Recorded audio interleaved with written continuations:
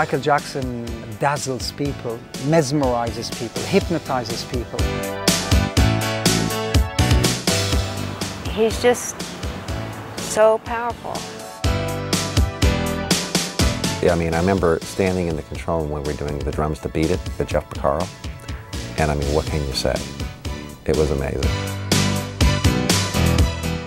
Dancing. He could be in the studio singing, and it could be the two of us. Performer. Or he could be on stage in front of 100,000 people. And there's no difference in the energy. There's no difference in the performance. Unbelievable. Nobody like him. So every time he performs, it's that quality, it's that commitment to the music. I think he was ahead of the world in moving somewhere very, very different.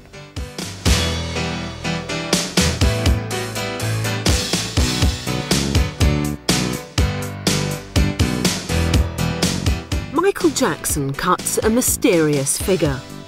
His talents defy belief. He seems to hit impossible notes when he sings and to move his body in ways that challenge gravity when he dances. At the age of 6, he could express himself like a man of 60. And now in his mid-40s, he's still innovating, entertaining and awe-inspiring. There is no one else like him.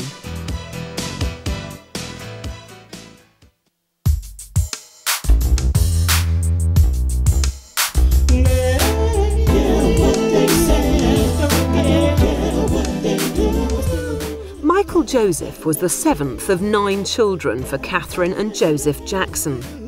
He was born on August the 29th, 1958 in Gary, Indiana, into an extraordinarily talented family. Raised as Jehovah's Witnesses, the young children were coached by their ambitious father, and soon 5 of the boys, including Michael, had formed a family singing group. He was in a whole another world when he's on stage. Even as a young kid, he was, you can tell that they followed him. Even at 6 and 7 years old, you could see them, you go to see them on the show, Michael was in charge. The brothers were integral to the whole thing, and I'm sure teen girls of the day each had their own favorite Jackson, but you know, Michael, I don't think the spotlight could have gone on anybody but Michael Jackson, even at that point. I remember one time they did a show at Beckman, and Michael was just, man, I knew right then and there. That little boy, he was, and he's younger than I am, but he was just doing things that a little boy is not supposed to do. You know, I mean, they were polished. Back in the 60s, I think most families, Joe Jackson, my father as well, all of them worked in the steel mill. The thing that Joe Jackson did was able to bring his family out of poverty and have them do something that they love to do. I take my hat off to him. He brought them out of a situation that almost everybody in Gary and in Chicago and Detroit region was going through. They performed in all sorts of local shows, talent contests and schools, including one at Beckman High School where Jermaine was a pupil. By 1963, Michael, with his distinctive high vocals, was the lead singer of the family group. Well, we did a show with the Jackson 5, and also, I said we went to the same school, so you pass them up and down the hallway. I didn't know who they were until they dropped their first 45. The name of it was Big Boy, on an independent label called Steel Town. When that record was released on a local radio, you know, local around Chicago, Indiana area, everybody flocked and bought it. I mean, by the droves and bought it. After the success of Big Boy, the Jackson 5 were snapped up by Detroit's legendary record label Motown. Here they found themselves under the wing of Motown founder and president Berry Gordy. The label had moved from being this really reliable, pop machine almost, cranking out hits, to a situation where we had artists like Marvin Gaye who were beginning to expand their horizons, and Stevie Wonder, who were getting away from the strict pop kind of thing. And it was clear that, you know, Motown was slowing down in that way. It wasn't there wasn't a top 10 hit every week anymore. And along comes the Jackson 5 and Berry Gordy with his magic touch. So the Jackson family came to Motown at the perfect time. First time I heard I Want You Back, I just loved it, and I just loved the sound of it. It had a sound that I had never heard before. I knew they were going to make it. It would have been Motown, it would have been somebody else, but they just had that oomph, and what really set them apart was the showmanship. At the age of 6 years old, Michael was doing splits and doing things that, doing the James, back in the day, you used to do the James Brown. It used to be a dance style of James Brown. You wiggle your feet, do like James Brown. You had it down. So yeah, I knew they were gonna make it.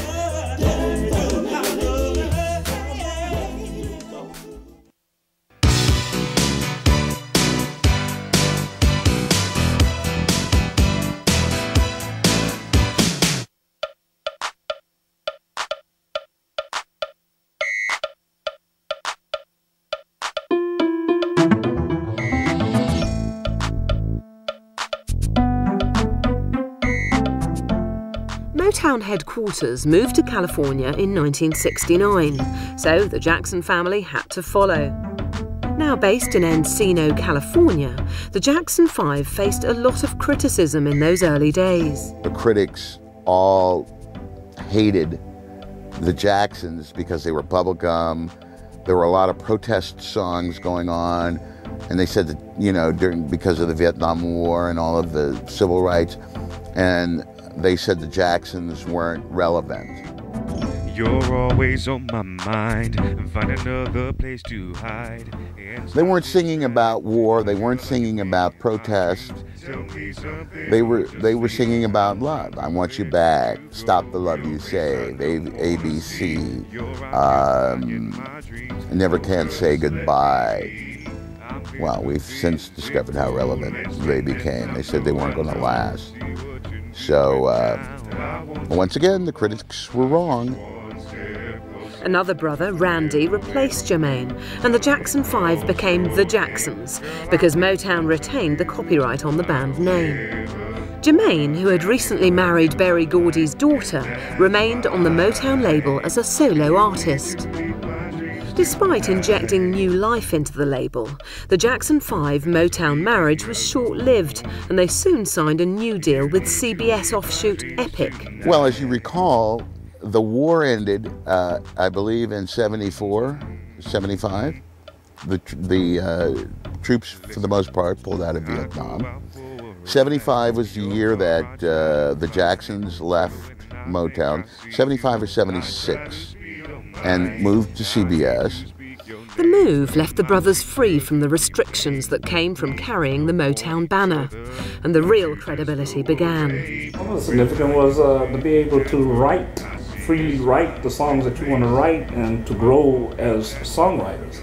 They didn't want to continue writing, back then we called it bubblegum. They didn't want to continue writing that.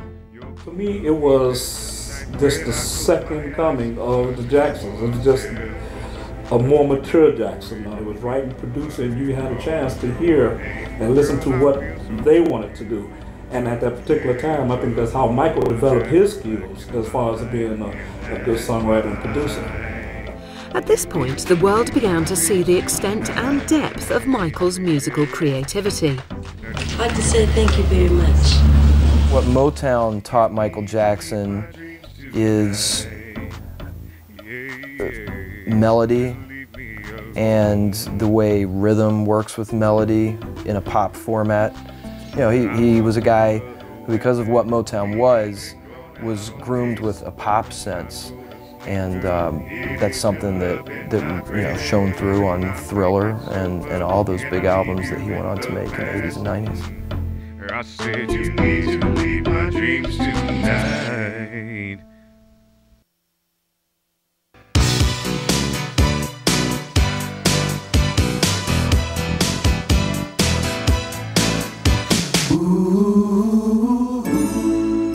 The family were performing shows all over the world.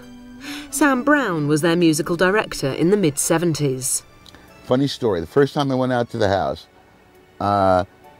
Michael always liked animals, and they had this macaw in the house, which I didn't know of. So I get, I buzz in, and the gates open up, and I go up this long driveway, drive up this long driveway, and I get out of my car, and I go to the back door, and I knock on the door, and I hear this voice say, "Who is it?" And I say, "This is Sam Brown. I'm here to see Joe and Michael." No response. So I knock again. "Who is it?" "Sam Brown. I'm here to see Joseph and Michael. You just buzzed me in." No response. Knock on the door again. "Who is it?" Well, it was the bird. And they were around the corner having a laugh. Michael and Jermaine and Jackie and Marlon were around the corner holding their noses to keep from laughing out loud. The closeness of family, it gives you ability to know each other's voices 24/7, know who's going to do what. Any song you're singing, you're able to sing in harmony if you want to. Versus a group that's put together, a family group, they're more at ease on stage, number one. They're more at ease at rehearsal. There's no ego. Now tell me, what do you think is the success of the Jacksons, yourself and the Jacksons? I would say probably togetherness, or just enjoying our work a lot. Putting a lot of love into it, all our efforts. Wherever they went, the Jacksons were received by frenzied audiences who followed them relentlessly. When we were in Caracas, Venezuela, and we were playing a soccer stadium that held 60,000 people, and we were downstairs in the dressing rooms, and the walls are concrete, with this lime green paint on the walls. All of a sudden, we heard this, oh, oh, oh, oh, oh. And it was the sound of the entire stadium stomping their feet because the opening act was finished and there was an intermission, and they wanted the Jacksons to come out, and it was scary. As we walked up the ramp, the closer we got, and you could hear the announcer, in Spanish, and saying, "Tito, Jermaine, Jackie." And then we were at the ramp, and Bill Bray was in front, who was their head bodyguard security, and the band and I are back there, and he says, "The Jackson 5," and it was this huge roar from the crowd and screaming, and it was unbelievable. Because I love it. You have to like it to be in it this long. Yeah. Or you go crazy. It's so much. We've been traveling the world and making records and just having a great time. Michael always worked harder than his brothers. There was very little that could distract him. His one weakness, however, were amusement parks. The boys, Jermaine, Jackie, Marlon, Tito, used to like to play basketball with the band members. They had a little basketball court. And Michael was always about working. It was time to work, Michael wanted to work. And he would often come to me and he'd say, "Sam, would you tell the boys to come on, let's go?" So then I'd have to go outside and say, "Okay guys, let's wrap it up." And of course they're going, "Okay, we just got 5 more minutes. We're almost through with this game." I was like, "Michael wants to get started, guys, let's go." So Michael he didn't want to tell his brothers what to do because he was like almost the youngest. So he'd have me do it. Michael loves amusement parks. I think that goes without saying. Everybody knows that by now. And Michael would always ask if there was an amusement park nearby because he'd want to go. So we were in Caracas. One morning, there's a knock on my door, and it's Bill Bray, who is head of security. And he says, Michael wants to go to this amusement park, and nobody else wants to go. Everybody's sleeping and they don't want to go. And he said Michael said to ask you, he said, you might want to go because you like amusement parks. And I do. And I said, sure, I'll go with you guys. So it was the three of us. So we traipsed off to this little amusement park with rides, and they had literally opened it up early so Michael could go in there and not be bothered. So I took some pictures of Michael on this kind of Ferris wheel kind of ride with Bill sitting next to him, and I was in the front car. Though he was still part of the family group, Michael's solo career aspirations soon started overtaking the work he did with the Jacksons. His star would have shined anyway, ultimately. But remember, it was the Jackson 5 at first, and he came out of that situation because he literally distinguished himself.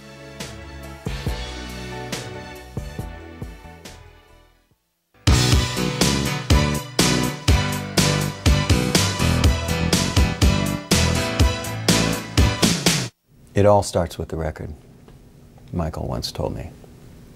Everything, and he, pointed around and he said, Billy, this all starts with the record, so we gotta make this great. In 1979, at the age of 20, Michael released Off the Wall, his first solo album for Epic.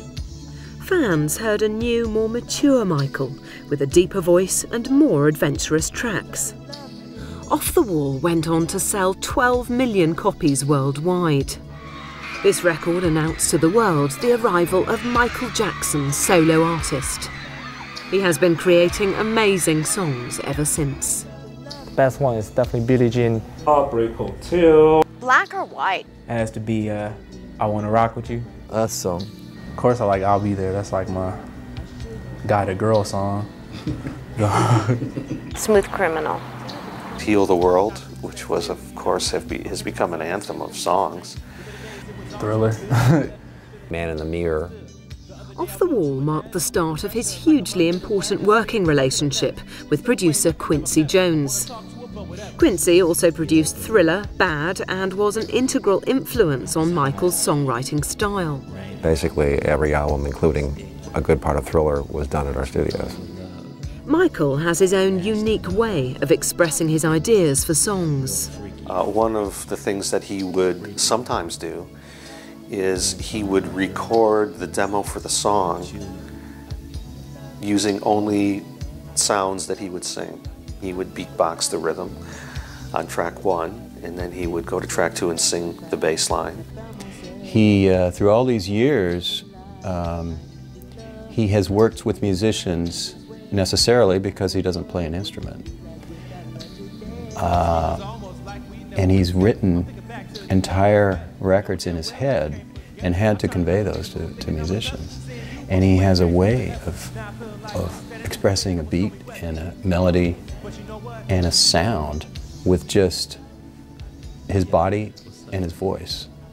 He would then musically sing the horn, the guitar, the strings. He would sing all the instrumentation because he would have all of the ideas in his head. He would know the arrangement. It was just a matter of getting all of these ideas onto tape. And then once they were onto tape, and then the individual musicians would come in to do their overdubs, they could not only hear what their part would be, but they could hear, in a bigger sense, what the entire arrangement would be. After Michael would sing the individual musical elements, he would then sing his vocal arrangement over the top of that. This was a process that I would often do with Michael. And when the musician would come in, he would not only be able to hear what his part was, but he would be able to hear the song as a whole. The fact that Michael doesn't play an instrument means he doesn't study an instrument, and it means that an instrument doesn't sort of sap his energy. Though not technical, Michael has an affinity for technology and a deep understanding of how it can be manipulated. But Michael has done something else. He makes wonderful music, and the instrument is the studio and the song and his voice and the whole sort of contextual process. The fact that he wasn't a technologically oriented person actually fit into the philosophy of how we worked in the studio, because we would always make the technology follow what was required creatively. And Michael had great creative ideas. And it works brilliantly.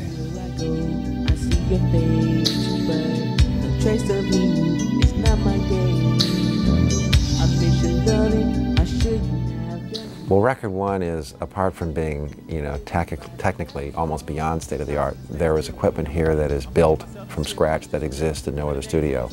The console that was in this room at the time that we did those records was built by us by hand, just one of a kind.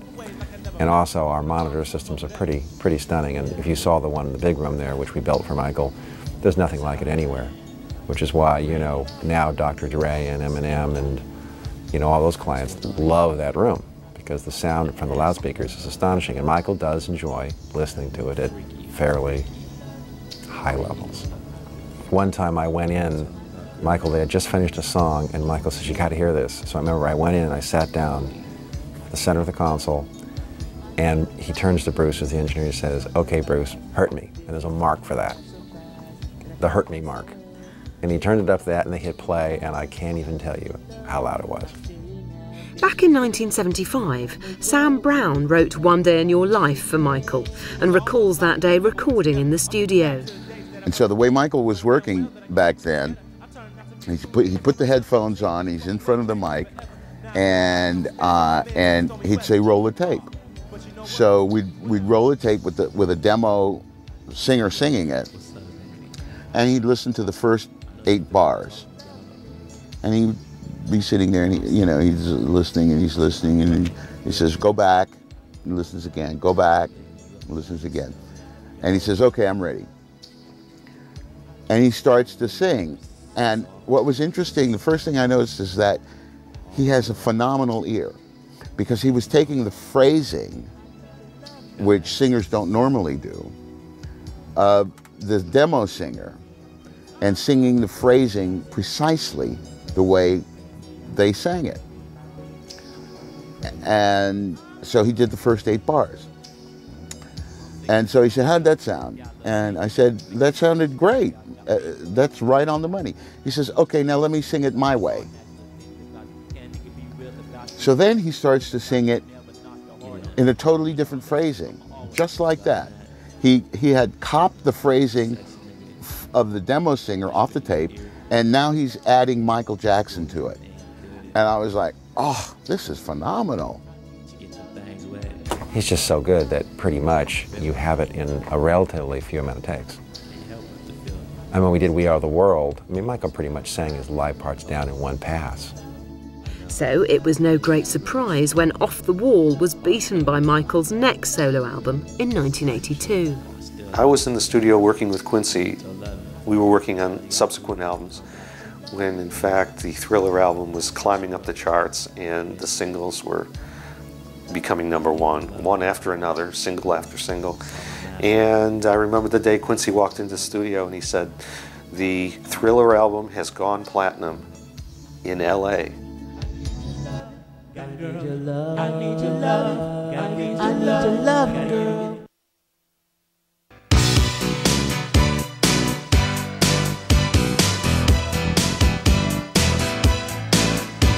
I think someone said the word holistic. I think he does think of the whole picture of what he's doing when he does stuff. Michael's creative expression doesn't end with the songs. He is, of course, most often remembered for pioneering the music video.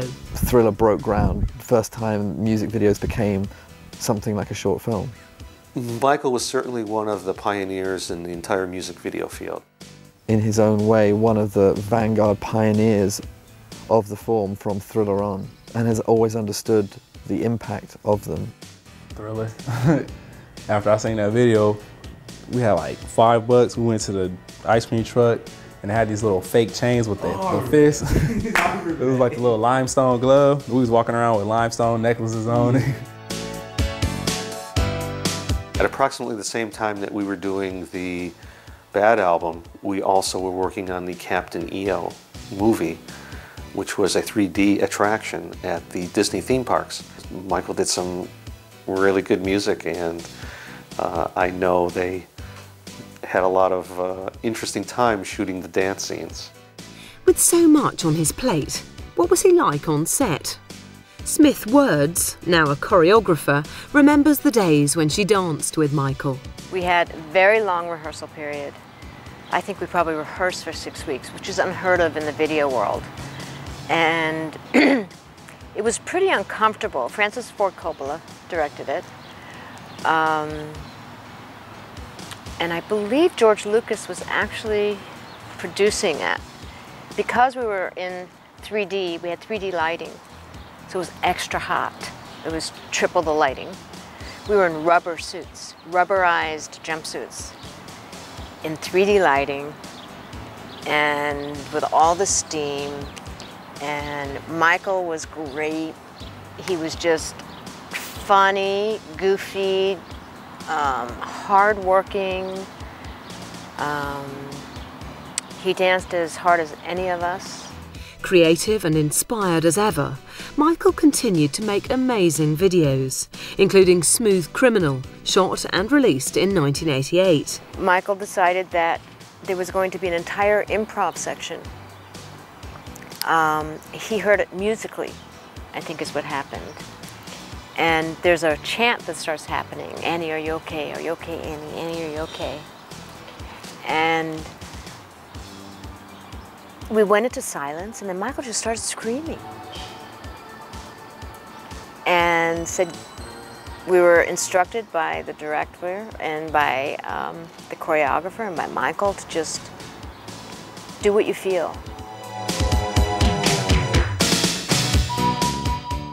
And you see legs flying. In fact, I know there was one shot where I start off that thing. Wait a minute, it starts on me. There's a little cat that walks across the piano, and then you see glass break, and then you see I did this big arch, and then I did a thing with my leg, and that's the beginning of that section. And then you start hearing moans, and Michael starts screaming, and it's really kind of eerie. And then Michael goes into a chant, Annie, are you okay? And then we were all asked to chant along with, so we all started chanting, and then it breaks back into a proper choreographic section, which is the entire company dancing together, including Michael. In 1995, Nick Brandt conceived of and directed the incredible Earth Song video. The most interesting time for me was on Earth Song, when I had a bunch of very cynical, jaded New Yorkers for crew for the part of the shoot that he was there, and they were just, oh yeah, Michael Jackson, da da da da da. But then when he started singing at the end of that song, and he's just screaming out the vocals, you could just see, you just look around, and everybody had stopped in their tracks and was watching him riveted.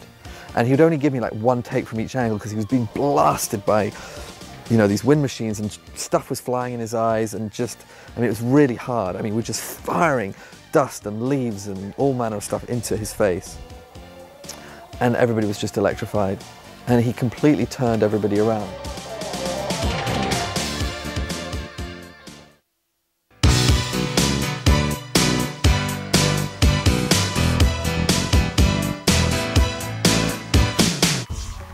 Through the success of Thriller, I think Michael became aware of exactly the power that he had and the influence that not only music could have, but his music could have in the world.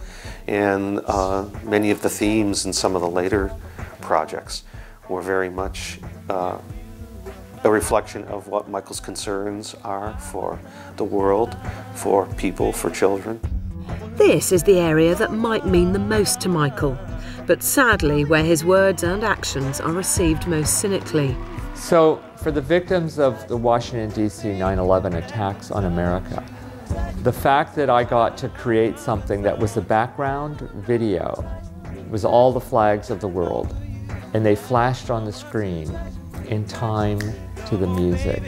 And it looked beautiful, and you know, Michael did this song, took his name out of the show. It never appeared in the performance or in the broadcast.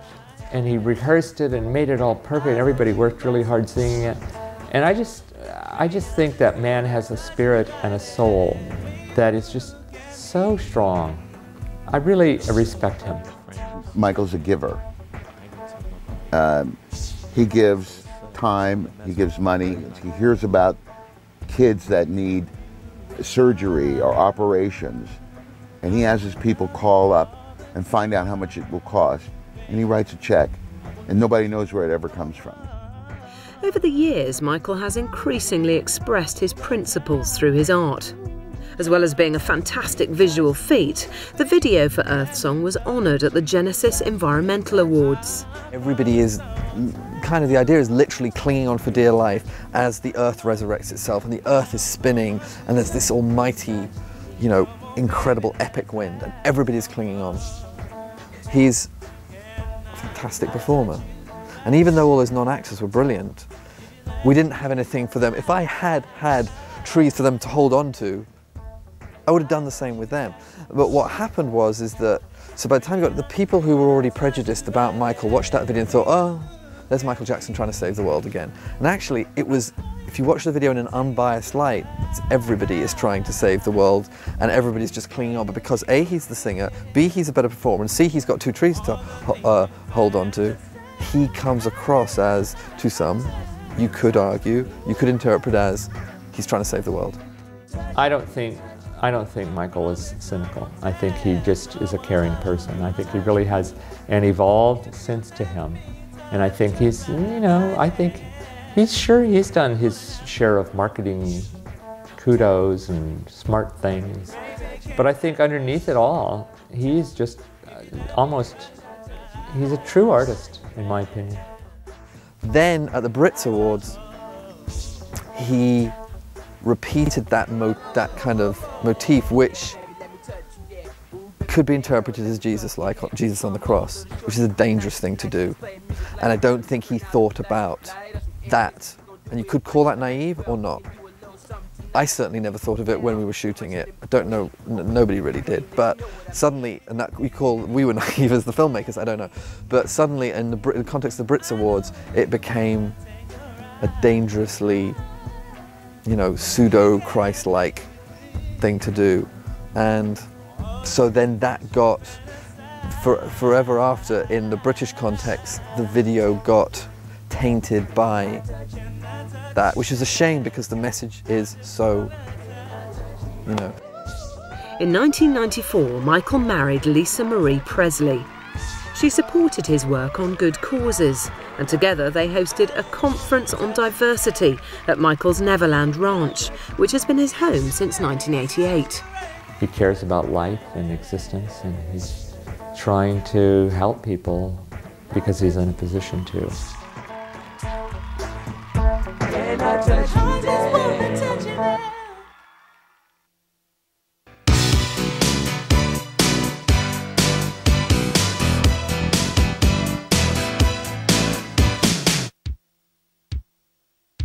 It's impossible to pinpoint where Michael's music ends and his dance begins. We would, I think I told you, that we would be in rehearsals, and as you entered, everybody would be offered earplugs, including the dancers. And because the music was so loud that it would rock the floor. And that was because Michael wanted to feel the soul of the music. Yes, I have heard he was a big fan of Fred Astaire and James Brown, and he's a very observant person. But yes, his dance is very effortlessly executed.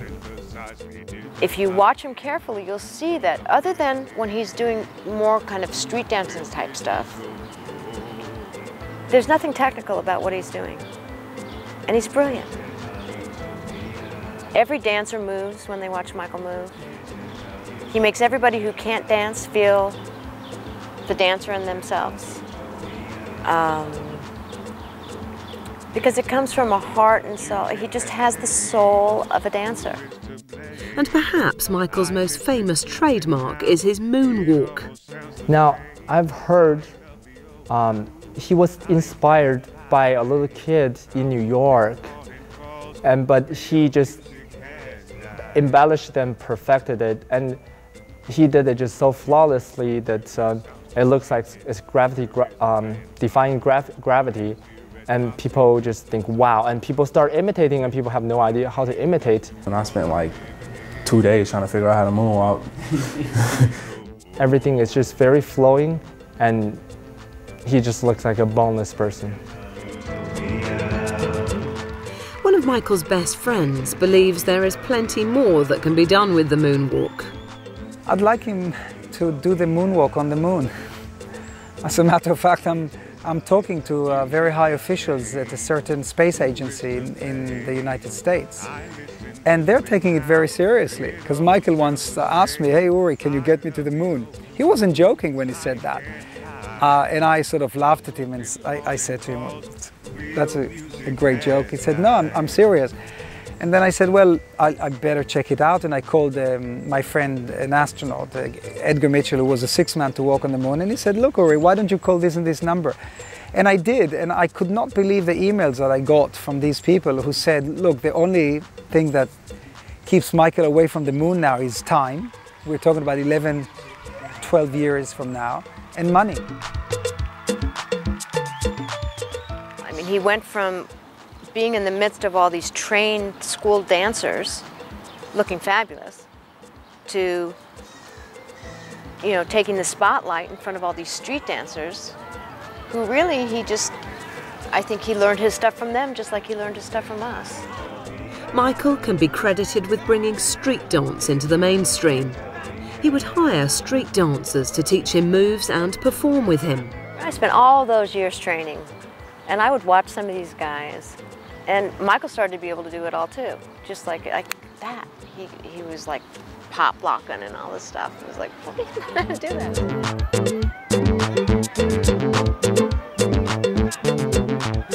And watching Mike on stage, the way he dances, he's the one that inspired me to breakdance. He seems to be on a constant quest for inspiration.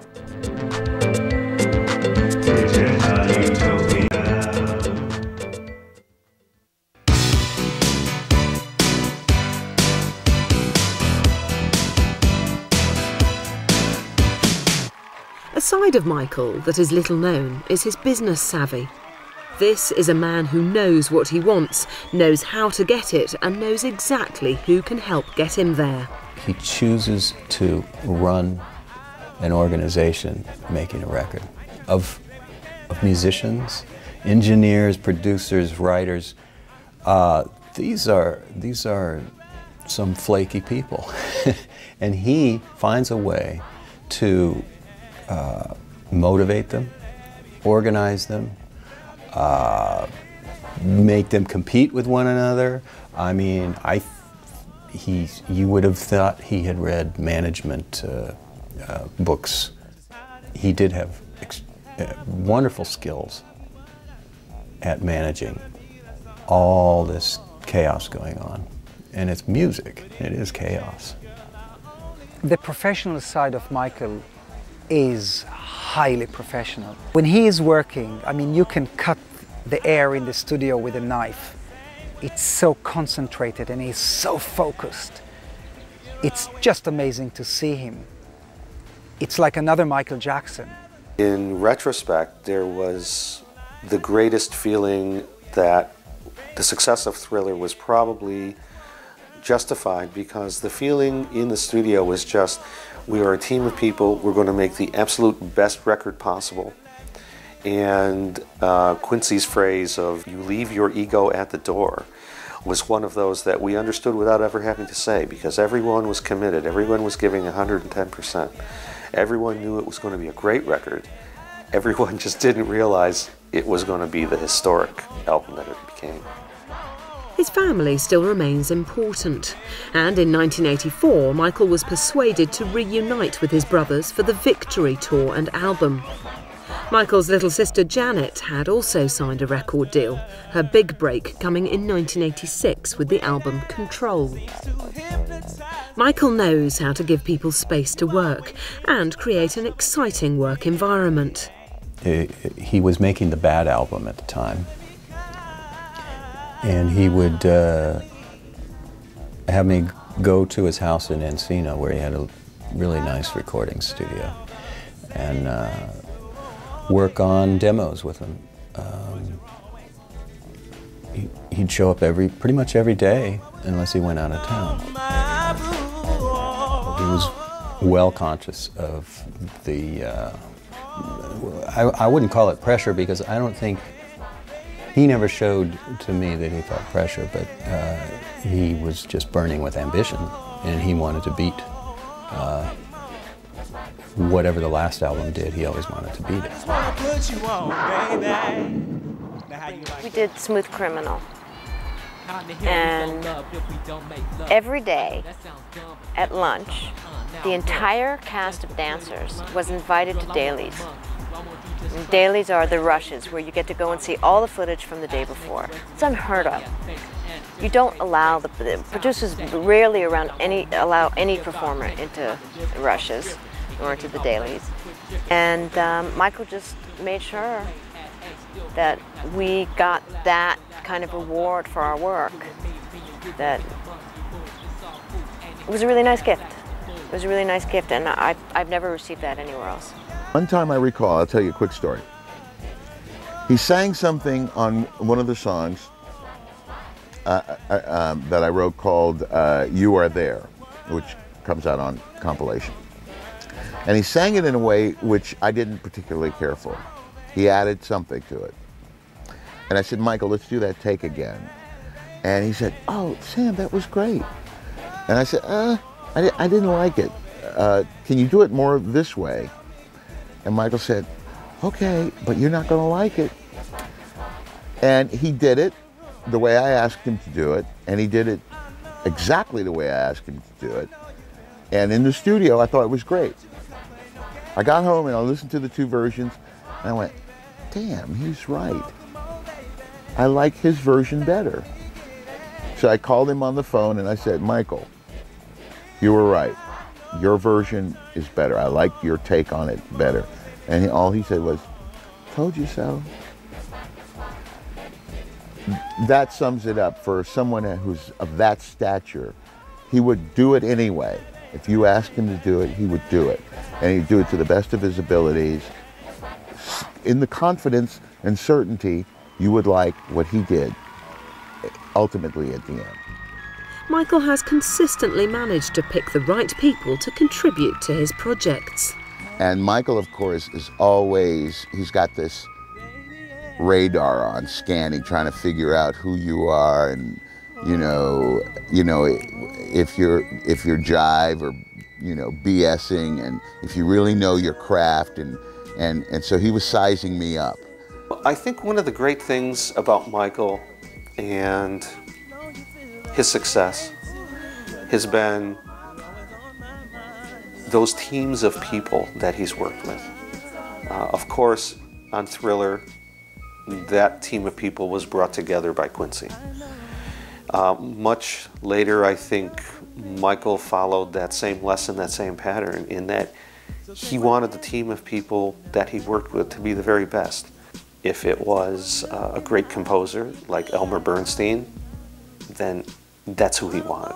If it was a great programmer or musician, a guitarist, whatever it would be, Michael would want the very best, because he would know this is the person that's really going to take the bar and push it up even higher.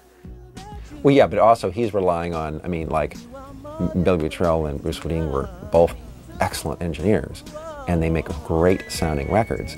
And so when you have people that are that good, then generally speaking, you don't feel so bad, because you can feel fairly secure that they are going to do their best work, and Michael knows that.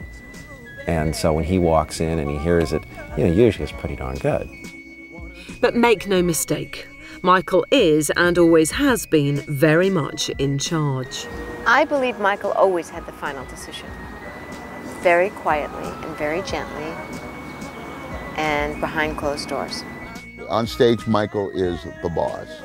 I mean, backstage, he's the boss, but you don't know it. Whatever Michael wanted, for the most part, Michael got. He'd go to me or Joe. If there was like an employee or someone in the crew that was causing a problem or doing drugs or something like that, Michael would come to one of us and he would say, I think so-and-so's doing drugs. And that's all he would say. And then Joseph and I would deal with it. Dichotomy that every musician has to face, you know, keeping the music pure versus having some sort of way of presenting it to people, and that requires organizational skills. And Michael has them. And he's at the head of that pyramid. There's nobody else. After the huge success of the Bad album, Michael moved on to his next big project. So the next thing that came around was actually the Dangerous album. And we started the Dangerous album. Originally that was going to be some type of compilation disc. And as Michael had just too many very exciting songs, it finally evolved into what became the Dangerous album, which was all new material. Probably the biggest hits from that album was, of course, the Black or White, which had a really exciting music video, which again brought John Landis back to work with Michael. The Black or White video saw the use of morphing for the first time. Smith Words choreographed the morphing sequence. So I needed to create something that had the sense of music and rhythm that, as we changed, John Landis had something to cut back to morph, and that it had continuity. So I had to teach them a little thing that was just from here up. He was still creating and inspiring as much as ever, but one crucial variable had changed. His partnership with Quincy Jones had come to an end. Losing Quincy was a tough call because Quincy's so good at that. He's really good at, when they've reached it, moving on. You know, and it's great to have an artist, to have someone like that who can really keep things moving efficiently and know that the best performance has been delivered and there's no reason to go any further.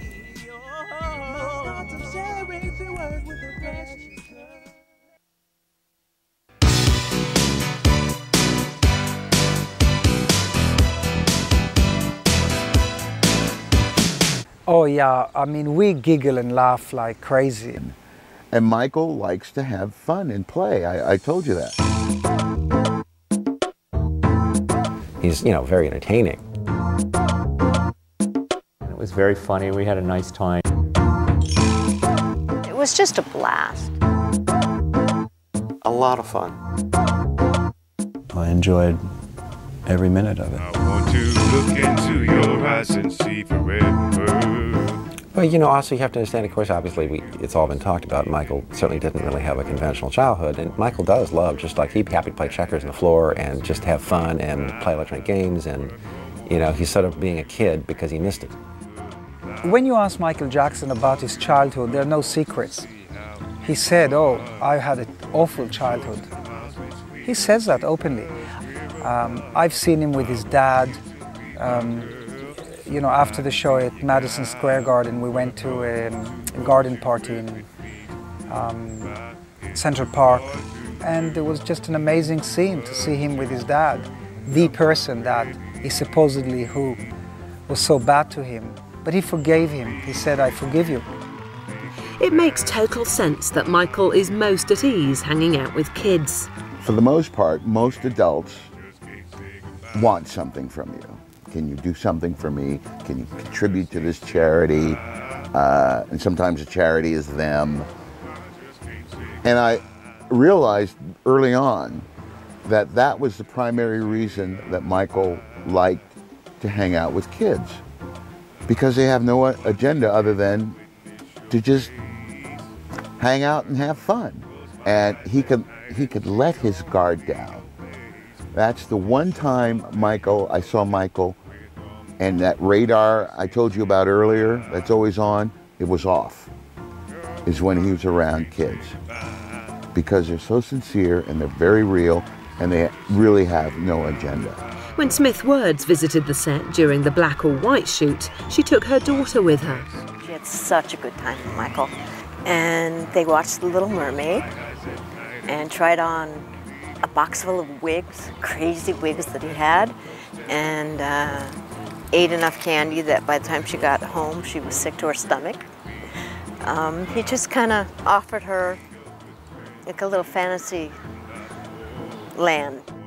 But playing practical jokes is what he does best, and this runs in the family. Loved a good prank and schoolboy pranks. The more schoolboyish, the better. There was the time that Michael playing a joke on me. I was sitting at the console mixing, and he came up and put a tarantula on my arm as a joke. Michael had finished his macrobiotic diet and had lost several pounds. And he said he was going to go on a fast to lose the last 2 or 3 pounds for a week. And he made some comment like, Sam, you can probably fast for a few days yourself.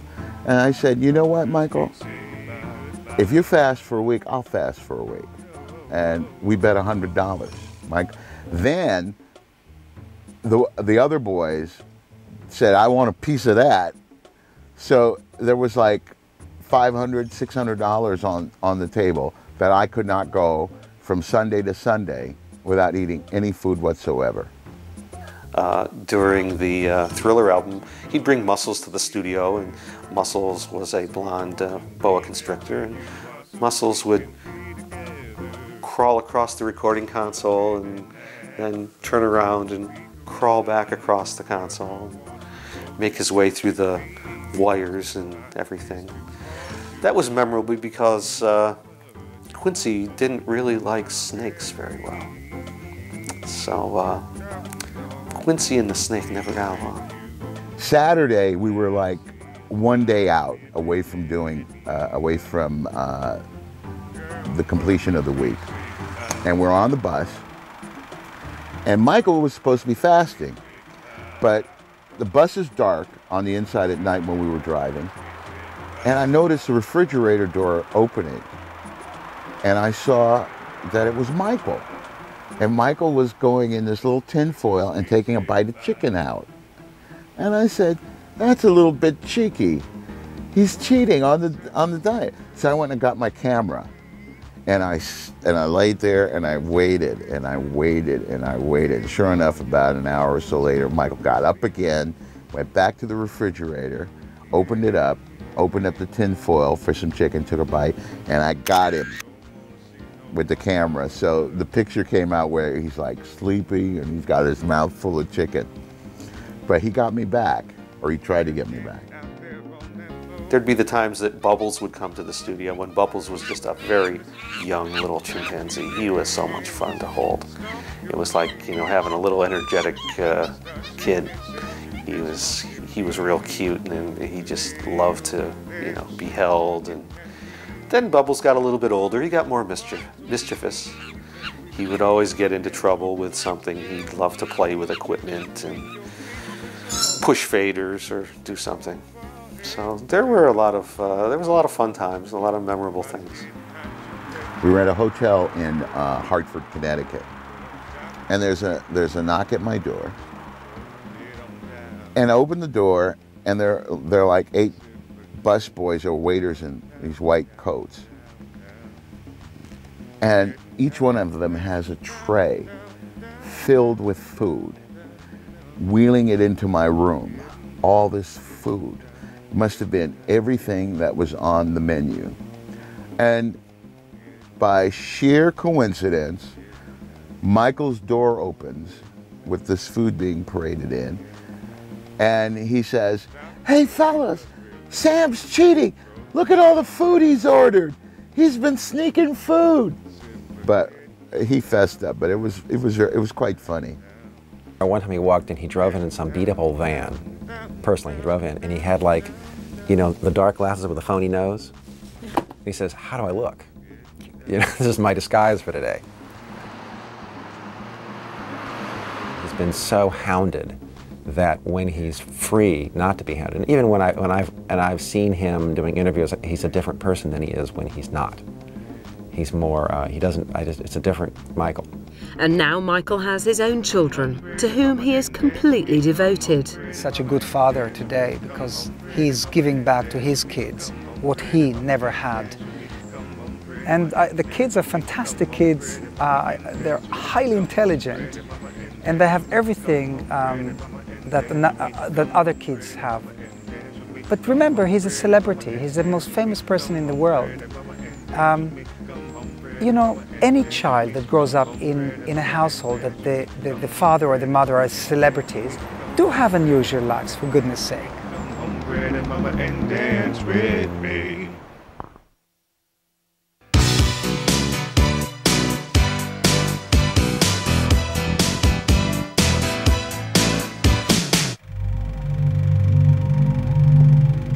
After the Dangerous album was the History album.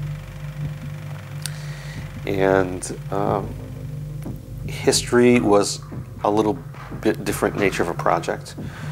Part of that was because on the day we were scheduled to go in the studio and begin the process, LA was struck by the earthquake.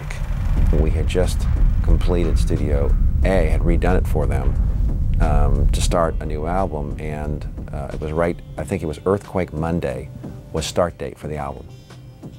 So I got a call from Michael and Bruce saying, you know, it's too shaky, we're going to New York. But we had just spent millions of dollars getting a room all set for them, which they were going to start that Monday for an unopened booking, and they said they were going to go to New York.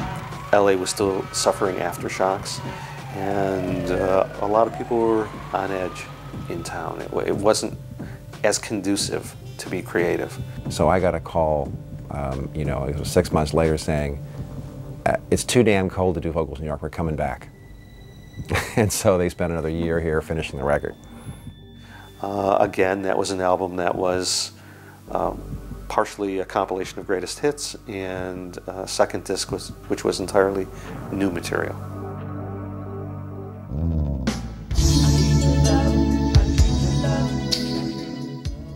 Aside from the shrewd professional decisions, everyone who works with Michael is overwhelmingly impressed by his focus, his work ethic, and his amazing talent. It's really extraordinary, but it's almost like his work was play, even in his position.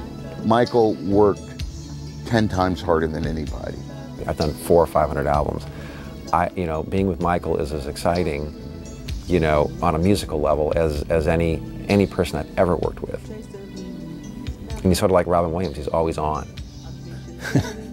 He was the most instinctive, is the most instinctive musician I've ever met, the most talented. I've never worked with anyone more committed, more focused, more in tune with the music. In all my connections to him, where I was in the same room when rehearsal was happening for a concert or anything, he is so focused. But I'm telling you, standing next to Michael when he's performing, it's an amazing experience. I've never seen anything like it on any artist anywhere. As I think back to all the musicians I've done music videos for, I cannot think of anybody that has had that electrifying a presence when they kick in. Michael could stand and talk to you, and you'd think he wasn't paying attention to you because he's working out moves while he's talking to you and doing spins and you know.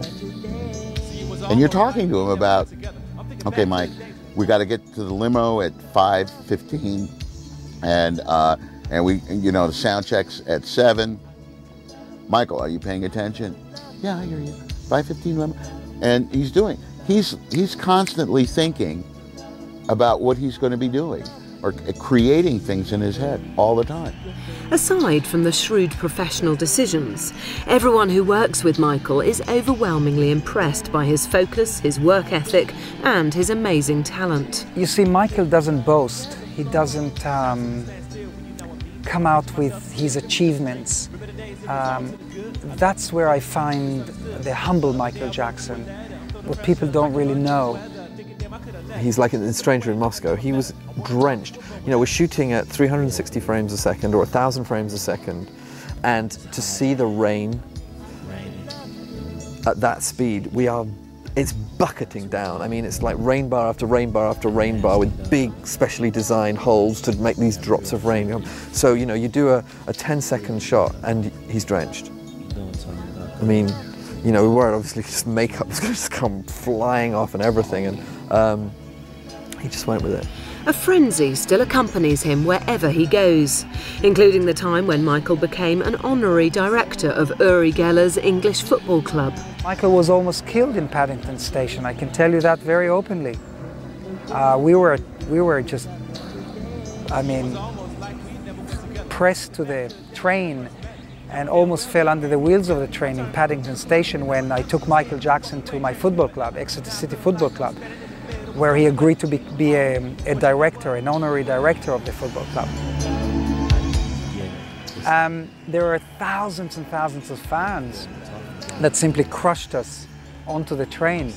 And Michael was pushed down onto the pavement, and we got to our train and he pushed himself into the compartment and he fell into the couch there. It was a first class kind of we rented a special train for Michael. And that was a moment when I thought he's going to look at me and say, Uri Geller, take me to the hotel. I don't ever want to hear about you again. And I was waiting for him to say that, and he looked at me and he said, hey Uri, I'm okay, relax, don't worry about me. I love those fans. The talent and creativity remain as strong as ever. But after such intense media attention for so long, staying focused gets harder and harder. That's true. Clearly, he was much more focused at the time of Thriller. He would have this place booked for long periods of time, and he'd be off shooting videos of this. And this place would be here for 2 weeks with all the people here, musicians, producers, and everything, and Michael would never show up. You know, with all the conflicts with the record label and all the various issues that he's dealing with, I'd say it'd be awfully hard to concentrate and put out your best effort on an album right now. Well, he seems to be so busy fighting everything instead of just doing his work. I mean, Michael's just obviously he grew into a phenomenal songwriter, apart from being an amazing artist. And he's had a lot of, you know, good people around him for a lot of years. I'd say the issue now is more that I think Michael could certainly come back and do as good a record as he's ever done. He hasn't lost anything talent-wise. He's just as great as he's always been. It's just a question of centering. I need your love, girl.